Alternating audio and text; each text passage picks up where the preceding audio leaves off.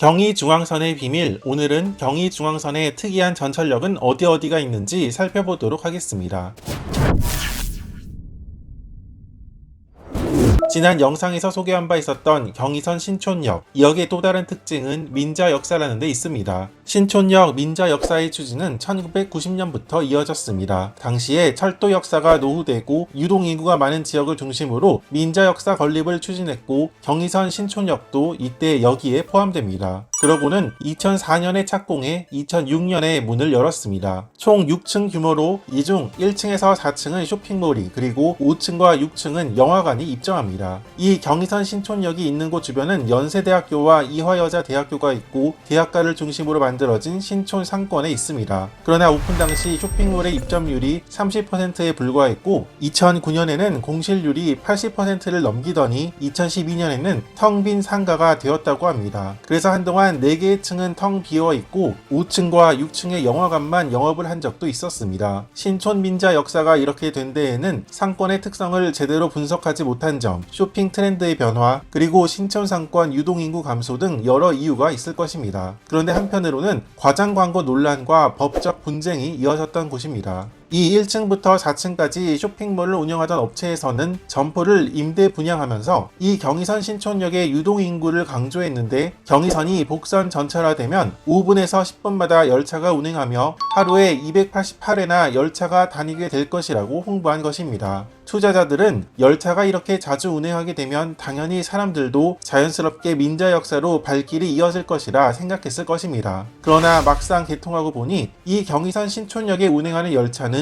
5분에서 10분이 아니라 1시간에 한 대꼴이었습니다. 사실 5분에서 10분 간격으로 이 구간에 열차가 지나다니고는 있습니다. 그러나 대부분 차량기지에서 서울역, 용산역을 빈 차로 오가는 통과 열차이고, 경의선 신촌역에 정차해 손님이 타고 내리는 열차는 1시간에 한 대 수준이었던 것입니다. 운행하는 열차가 뜸하니 이용객도 당연히 적어 경의선 신촌역의 이용객은 하루 2,000명 수준에 머물렀습니다. 2010년대 기준으로 코앞에 2호선 신촌역이 하루에 10만 명, 이대역이 5만 명 정도였던 것을 감안하면 신촌 상권에 있지만 경의선 신촌역의 이용객은 초라한 수치임을 볼 수 있습니다. 지난 영상에서 소개한 바 있듯이 경의선 복선 전철화 사업은 가좌역에서 홍대 입구, 공덕을 거쳐서 용산으로 계획했습니다. 이 계획은 신촌역 민자 역사가 착공하기 한참 전인 1996년에 이미 결정한 내용이었습니다. 즉 경의선 신촌역이 속한 구간은 경의선 복선 전철화 구간에 속하지도 않고 경의선 광역전철이 5분에서 10분으로 다니지도 않았는데, 이렇게 과장된 광고를 한 것으로 알려져 큰 논란이 된 것입니다. 결국 이 신촌 민자 역사 쇼핑몰은 한동안 법적 분쟁이 이어졌고 오랫동안 제대로 된 활용 방안을 찾지 못한 채 영화관만이 운영이 되었던 역사가 있었습니다.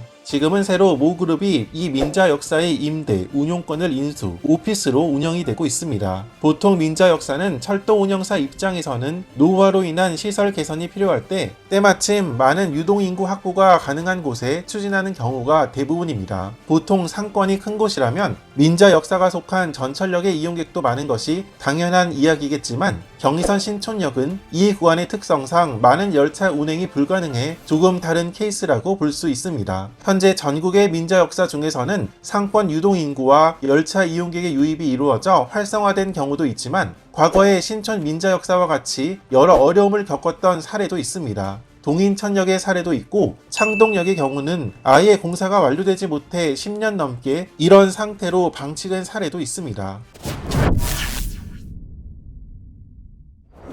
경의중앙선은 과거에 기차가 다니던 구간을 복선 전철화해 광역전철이 다니게 한 노선입니다. 위치가 옮겨지거나 신설된 경우도 있지만 대부분의 역들은 과거 기차가 다니던 역을 광역전철 역사로 새로 만든 경우입니다. 경의선 구간도 마찬가지였습니다. 그러나 기차가 다니던 시절 이용객이 없어도 너무 없거나 인접역과 거리가 가까운 역은 광역전철 개통 시 폐지할 계획을 세우는데, 이 위태로운 운명이었던 두 역이 곡산역과 강매역이었습니다. 그런데 2009년 경의선 복선 전철화 개통 시 곡산역은 살아남아 이렇게 광역전철 역사로 재개통했는데, 강매역은 폐지되고 맙니다. 강매역이 문을 연 것은 1971년이었습니다. 그리고 바로 인접한 곳의 행신역은 1990 1996년에 문을 열었습니다. 행신역은 여기에 더해 KTX 개통과 함께 일부 KTX도 2004년부터 정차하기 시작했습니다. 두 역 간 거리도 가깝고 해서 처음에는 강매역을 없애고 행신역에 통합하려고 했던 것입니다. 당연히 지역 주민들은 반발했는데 강매역보다 이용객이 적은 곡산역은 광역전철 역사로 살아남았고 6호선 환승을 위해 디지털 미디어 시티역을 신설했는데 이 역과 가까운 수색역은 통합하지 않고 그대로 두면서 역 간 간격이 좁아진 사례도 있어서 강매역은 존치해야 한다고 주장했습니다. 그러나 이 지역 주민의 요구는 받아들이지 않았고 강매역은 2009년 7월 경의선 복선전철 개통과 함께 사라졌습니다. 이렇게 사라졌던 강매역은 그러나 주변 역세권 개발에 따른 여건 변화 등으로 경제적 타당성을 확보한 것을 계기로 이후 다시 부활했는데 2010년에 강매역 설치가 확정되어 2014년에 다시 개통한 것입니다. 경의선 문산역에서 용산역 구간 중에서 가장 이용객이 적은 역은 곡산역입니다. 2023년 기준 2역의 하루 이용객 1,200명입니다. 앞서 살펴보았듯이 경의선 복선 전철화 계획 초기 폐지될 운명에 처했던 역이었는데 대장동, 내곡동 등의 개발을 염두에 둔 것인지 걸어서 15분 정도 거리의 백성역 주변 이용객을 위함인지 아니면 내곡동의 이용객을 위함인지는 확실치 않으나 2009년 무난하게 광역전철 역사로 부활해 운영해 오고 있습니다. 역사의 폐지냐 존치냐 우여곡절이 많았던 강매역과 상반된 경우라고 볼 수 있습니다. 경의중앙선의 대표 행선지는 덕소, 용문, 문산행입니다. 그렇지만 실제 경의중앙선의 양끝 종점은 임진강 그리고 지평역으로 이들역은 열차가 정말 드물게 운행하고 있습니다. 원래 경의중앙선 중 중앙선 쪽 종점은 용문역이었습니다. 양평군에서는 이 전철을 더 연장해 줄 것을 요구했으나 경제적 타당성이 떨어져 힘든 상태였습니다. 그래서 양평군에서 지평역 연장에 따른 사업비 65억 원을 전액 부담하는 조건으로 경의중앙선 일부 열차를 지평역까지 가는 것이 확정. 2017년에 경의중앙선 전철이 지평역까지 운행하게 된 것입니다. 다만 모든 열차가 운행하는 것이 아니라 평일 왕복 6회, 주말 왕복 5회만 운행합니다. 경의선 쪽의 경우 모든 열차는 문산역까지 운행하고 운천역과 임진강역은 문산역에서 다시 임진강행 열차를 이용해야만 갈 수 있습니다. 2009년 당시 경의선 복선 전철화는 문산역까지였습니다. 이때 문산역에서 도라산역까지 이 짧은 구간은 전철화가 되어 있지 않아 디젤 동차인 CDC 통근 열차가 운행했었고 2014년에는 통근 열차 대신 DMZ 트레인으로 대체되었습니다.